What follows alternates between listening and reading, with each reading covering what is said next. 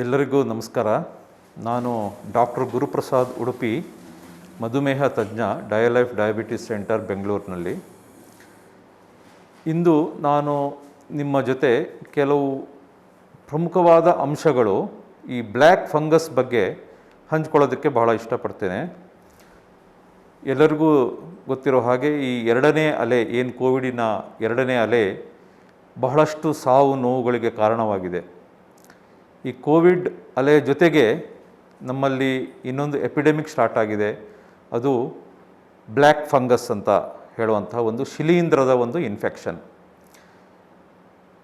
ಈಗಾಗಲೇ ನಿನ್ನೆಯ ವರದಿ ಪ್ರಕಾರ ಭಾರತದಾದ್ಯಂತ 11,000 ಕೇಸ್ಗಳು ಪತ್ತೆಯಾಗಿದೆ. ನಮ್ಮ ಕರ್ನಾಟಕದಲ್ಲೇ 700 ಕೇಸ್ಗಿಂತನೂ ಜಾಸ್ತಿ ಈ ಬ್ಲ್ಯಾಕ್ ಫಂಗಸ್ ಒಂದು ಇನ್ಫೆಕ್ಷನ್ ಕೇಸ್ಗಳು ಪತ್ತೆಯಾಗಿದೆ.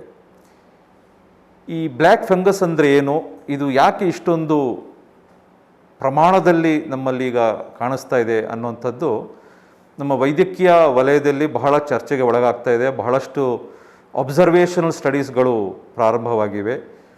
ಹಾಗೆ ಇಂದಿನ ದಿವಸಕ್ಕೆ ನಮಗೆ ಕೆಲವು ಕುತೂಹಲಕಾರಿಯಾದಂತಹ ಅಂಶಗಳು ಕಂಡುಬಂದಿವೆ. ಈ ಕುತೂಹಲಕಾರಿಯಾದಂಥ ಅಂಶಗಳನ್ನು ನಾನು ಇವತ್ತು ನಿಮ್ಮೊಂದಿಗೆ ಹಂಚಿಕೊಳ್ತಾ ಇದ್ದೇನೆ. ಏನಪ್ಪ ಈ ಬ್ಲ್ಯಾಕ್ ಫಂಗಸ್ ಅಂತಂದರೆ ಮ್ಯೂಕಾರ್ಮೈಕೋಸಿಸ್ ಅಂತ ಹೇಳ್ತೀವಿ. ಇದೊಂದು ಶಿಲೀಂಧ್ರ ಅಂದರೆ ಫಂಗಸ್ಸಿಂದ ಬರುವಂತಹ ಒಂದು ಇನ್ಫೆಕ್ಷನ್.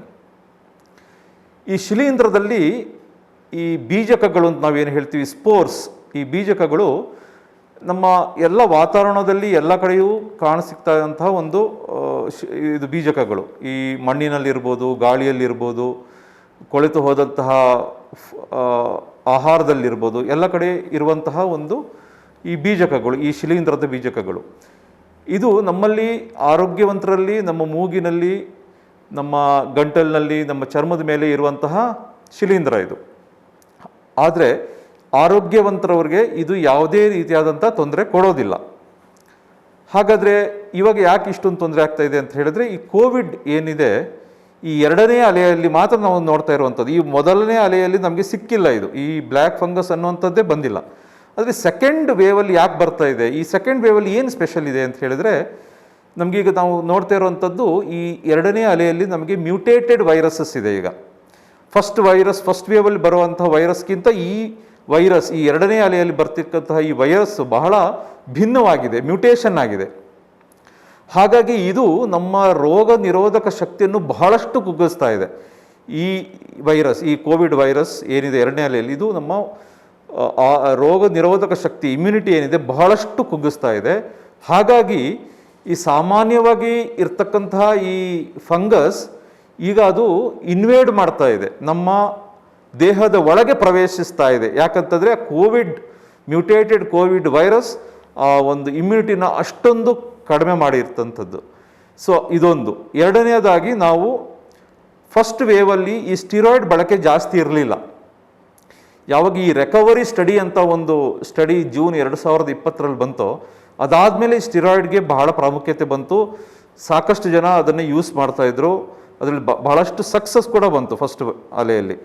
ಬಟ್ ಆವಾಗ ಅದೊಂದು ಮಿತಿ ಮೀರಿ ಅದನ್ನು ಬಳಕೆ ಆಗಿಲ್ಲ. ಆದರೆ ಈ ಎರಡನೇ ಅಲೆಯಲ್ಲಿ ಸ್ಟಾರ್ಟಿಂಗಿಂದ ಮಾರ್ಚಿಂದನೇ ಇದರ ಒಂದು ಬಳಕೆ ಬಹಳಷ್ಟು ಜಾಸ್ತಿ ಆಗಿದೆ. ಓವರ್ ದ ಕೌಂಟರ್ ಯೂಸ್ ಕೂಡ ಆಗ್ತಾ ಇದೆ ಈ ಸ್ಟಿರಾಯ್ಡ್ಸ್.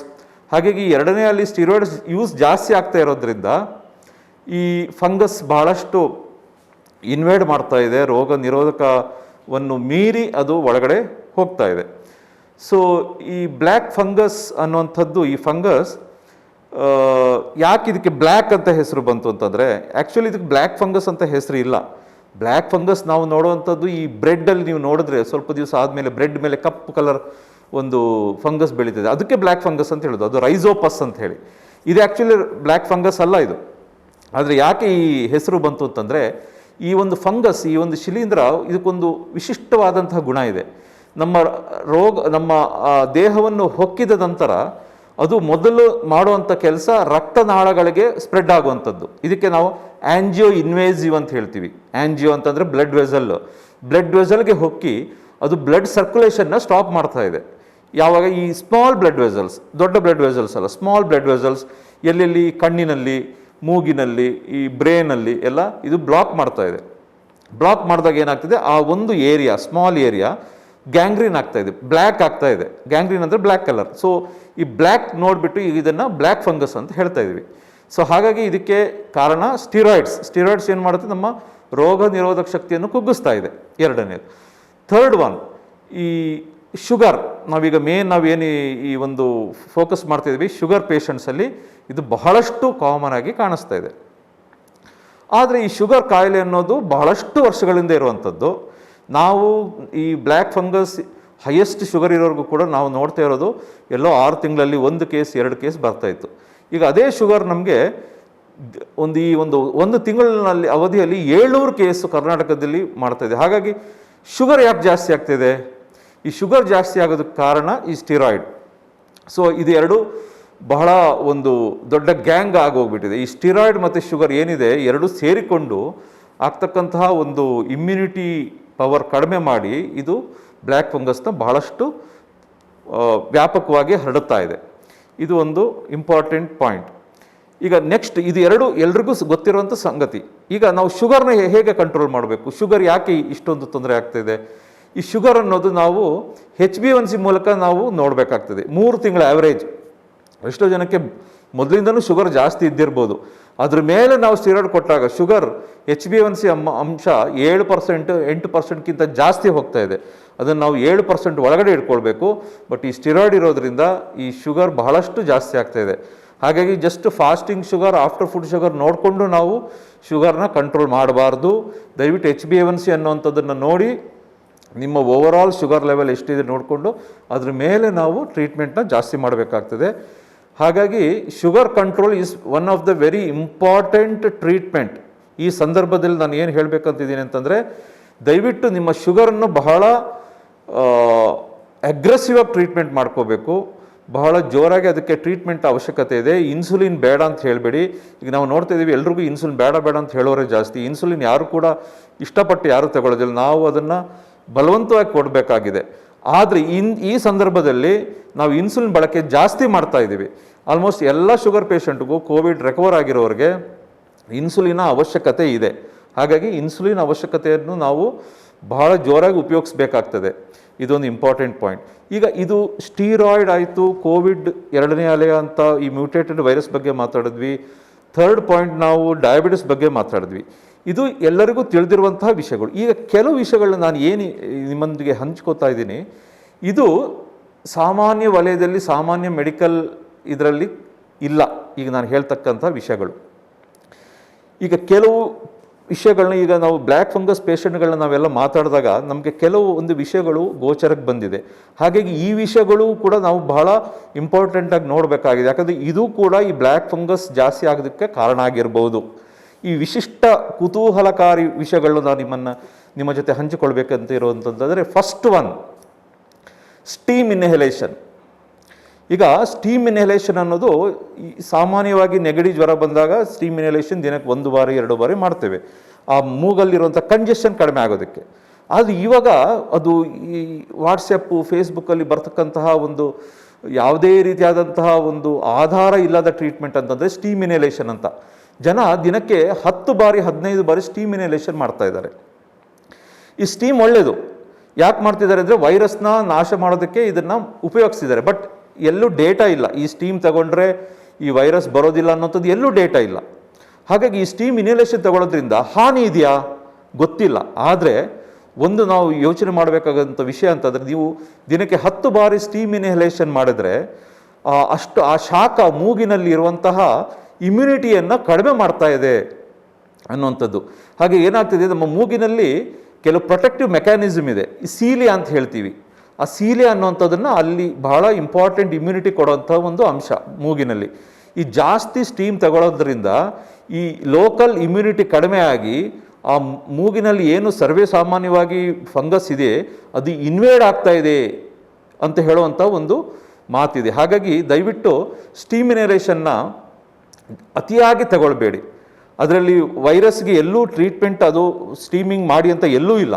ICMR ಗೈಡ್ಲೈನಲ್ಲಾಗಲಿ ಅಥವಾ WHO ಗೈಡ್ಲೈನಲ್ಲಾಗಲಿ ನಮ್ಮಲ್ಲಿ ಸ್ಟೀಮ್ ಜಾಸ್ತಿ ತಗೊಳ್ಳಿ ಅಂತ ಎಲ್ಲೂ ಬರ್ದಿಲ್ಲ. ಹಾಗಾಗಿ ಈ ಸ್ಟೀಮ್ ಇನ್ಹಲೇಷನ್, ಈ ಬ್ಲ್ಯಾಕ್ ಫಂಗಸ್ ಬರ್ದಿರೋರ ಹತ್ರ ಮಾತಾಡಿದ್ರೆ ಸ್ಟೀಮ್ ಇನ್ಹಲೇಷನ್ ಜಾಸ್ತಿ ಇದೆ ಅವರ ಹತ್ರ. ಸೊ ಇದೊಂದು ಅಂಶವನ್ನು ನಾವು ಬಹಳ ಗಂಭೀರವಾಗಿ ಯೋಚನೆ ಮಾಡಬೇಕಾಗಿದೆ. ಸೆಕೆಂಡ್, ಈ ಆಕ್ಸಿಜನಲ್ಲಿ ಎರಡು ಥರ ನಾವು ಕೊಡ್ತೀವಿ. ಒಂದು ಡ್ರೈ ಆಕ್ಸಿಜನ್, ಇನ್ನೊಂದು ಹ್ಯೂಮಿಡಿಫೈಡ್ ಆಕ್ಸಿಜನ್. ಈ ಹ್ಯೂಮಿಡಿಫೈಡ್ ಆಕ್ಸಿಜನಲ್ಲಿ ಹ್ಯೂಮಿಡಿಫೈಯರ್ ಯೂಸ್ ಮಾಡ್ತೀವಿ, ಅದರಲ್ಲಿ ನೀರಿನಂಶ ಇರುತ್ತೆ, ನೀರು ಯೂಸ್ ಮಾಡ್ತೀವಿ.